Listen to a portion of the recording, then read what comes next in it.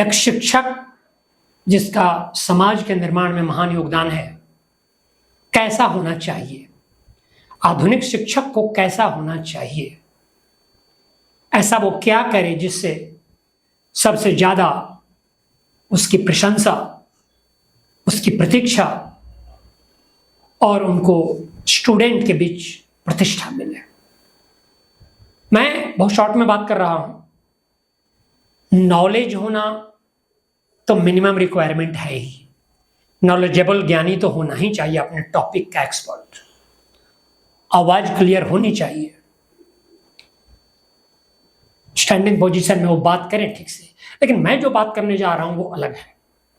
आज अगर किसी टीचर को पॉपुलर होना है, फेमस होना है, तो उसको किसी भी टॉपिक को पढ़ाते समय सहज होना चाहिए, बहुत कंफर्टेबल पूरा क्लास रहे, सारे के सारे स्टूडेंट हैप्पी मोड में रहें। अंतिम बेंच पर बैठा स्टूडेंट भी उतना ही एक्साइटेड, मोटिवेटेड, उत्साहवर्धक महसूस करे। तो टीचर को के क्लास में ठहाके लगने चाहिए। कितना भी गंभीर विषय हो, उसको विनोदपूर्ण तरीके से प्रस्तुत करने, क्योंकि स्टूडेंट 3-3 घंटे बैठा है, इसलिए उसको मनोविनोद करते हुए, हंसाते हुए पेश करना होगा। दूसरी बात, टीचर स्टूडेंट को डिस्करेज ना करे कि आपसे ना होगा, क्योंकि कितना भी बिगड़ा हुआ स्टूडेंट रहेगा, टीचर अगर चाह जाएगा तो उस लोहे को पारस बना सकता है।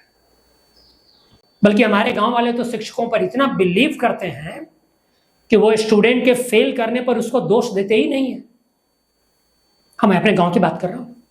वो शिक्षक को ही जिम्मेदार ठहराते हैं, बोले आप कैसे पढ़ाते हैं जो ये फेल कर जाता है? ये फेलुअर नहीं है, फेलुअर आप हैं। और उनको सम्मान भी करते हैं। तो बहुत बड़ी जिम्मेवारी है शिक्षक की। किसी भी टॉपिक को हंसते हुए पढ़ा देना, क्लास को कंफर्टेबल रखना, हैप्पी मोड में क्लास को रखना, और किसी स्टूडेंट को ये फील नहीं हो कि वो कमजोर है, उससे नहीं होगा, उसके अंदर जोश, इंस्पिरेशन भर देना। अब टीचर की कुछ मर्यादाएं भी हैं।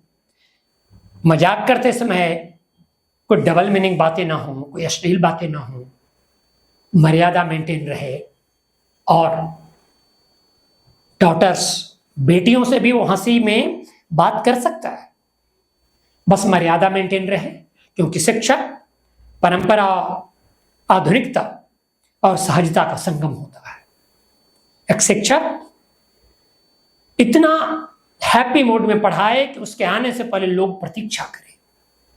कंटेंट्स तो जबरदस्त हो ही, हैप्पी मोड हो, कोई स्ट्रेस में ना हो, तनाव में ना हो।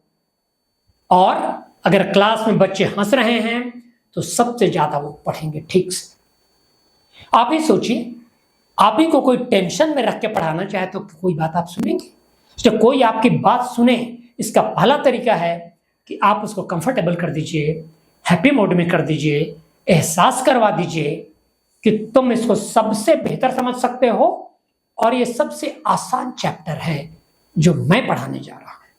कुछ लोग उल्टा बोल देते हैं कि सबसे डिफिकल्ट चैप्टर है ये बिल्कुल नहीं बोलना है, ये जहर है, ऐसा बोलना नहीं है। सबसे आसान चैप्टर मैं पढ़ाने जा रहा हूं और इसमें से एक एक को समझ में आएगा, ये मेरा दावा है। और इसमें से एक एक स्टूडेंट कीर्तिमान बना सकता है। स्टूडेंट को आपको बोलना है कि मौसम रूटीन, ठंडा, गर्मी, बरसात, ये गीदड़ों और कायरों के लिए होते हैं।